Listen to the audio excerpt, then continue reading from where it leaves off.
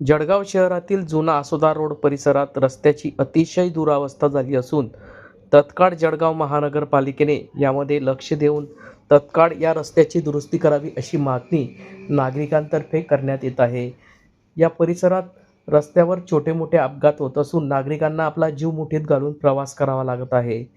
गेल्या अनेक दिवसापासून या रस्त्याचे काम रखडले असल्यामुळे नागरिकांना मोठ्या अडचणीचा सामना करावा लागतो।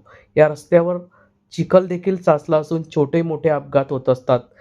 यावेळी काही बरी वाईट घटना झाली तर याला जबाबदार कोण राहील असा सवाल यावेळी नागरिकांनी उपस्थित केला आहे। त्वरित या ठिकाणी रस्ते करण्यात यावे अशी मागणी नागरिकांनी यावेळी केली आहे। या संदर्भातली माहिती आज दिनांक 29 जुलै रोजी दुपारी 2 वाजता माध्यमांना प्राप्त झाली असून या संदर्भात स्थानिक नागरिक रोहित चौधरी नेमकं काय बोलले आहेत ते जाणून घेऊया।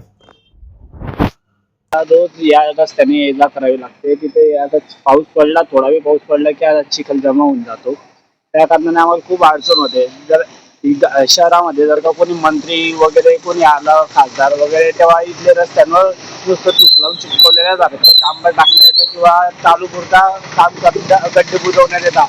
त्यामुळे मी तर म्हणतो रोजच्या रोज आमच्या शहरामध्ये मुख्यमंत्र्यांनी यावं, ज्या कारणाने हा रस्ता तरी बनत राहील। आम्हाला किती अडचणींचा सामना करावा लागतो। त्यांनी गाडीतून उतरून फोर व्हीलरमध्ये बसून त्यांना AC कारमध्ये बसून त्यांनी या गड्ड्यांची अवस्था थोडी समजून त्यांना की आम्ही काय तकलीफ सहन करतो रोजची।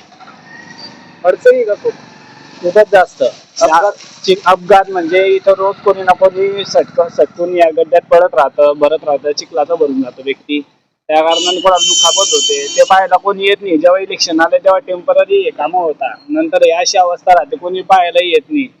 अशी गोष्ट होऊन गेली आमच्याकडे।